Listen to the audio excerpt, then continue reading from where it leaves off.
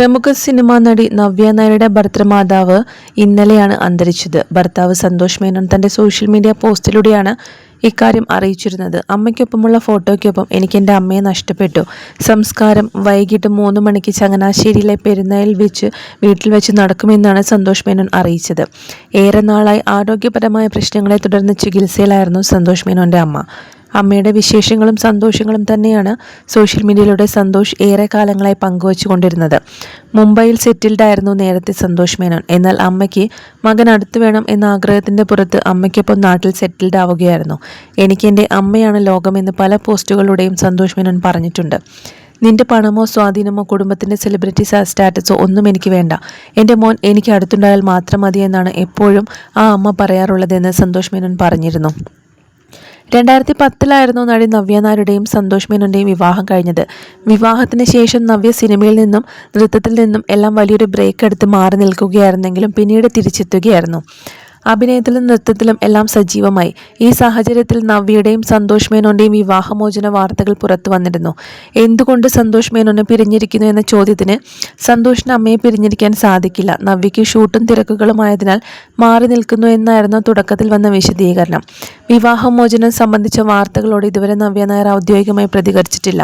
നവ്യയുടെയും സന്തോഷിന്റെയും ഏകമകൻ സായി നവ്യയ്ക്കും കുടുംബത്തിനും ഒപ്പമാണ്. 25 വയസ്സ് മാത്രം പ്രായമുള്ളപ്പോഴാണ് നടി നവ്യ ബിസിനസ്മാനായ സന്തോഷ് മേനോനെ വിവാഹം ചെയ്തത്. വിവാഹത്തിന് ശേഷം അഭിനയം, നൃത്തം എന്നിവയിൽ നിന്നെല്ലാം താരം ബ്രേക്ക് എടുക്കുകയായിരുന്നു.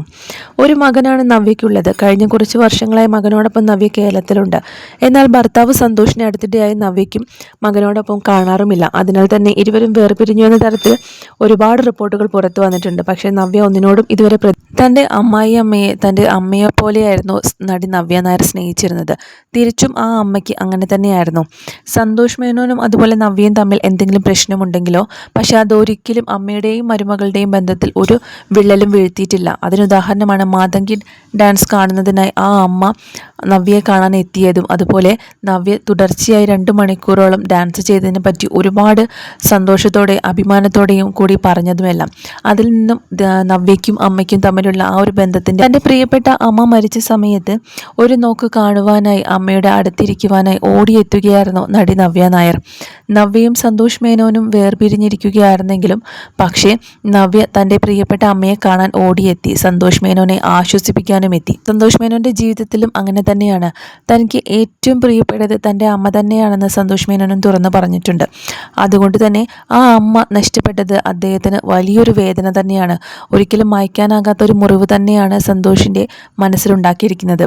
അതുകൊണ്ട് തന്നെ സന്തോഷിനെ ആശ്വസിപ്പിക്കാനും ആ അമ്മയെ അവസാനമായി ഒരു നോക്ക് കാണാനും വേണ്ടിയിട്ടാണ് നടി നവ്യ ഓടിയെത്തിയത്. നടി നവ്യ ആ അമ്മയുടെ അടുത്ത് നിൽക്കുന്ന ഫോട്ടോസും വീഡിയോസുമാണ് ഇപ്പോൾ സമൂഹ മാധ്യമങ്ങളിൽ വലിയ രീതിയിൽ പ്രചരിക്കുന്നത്.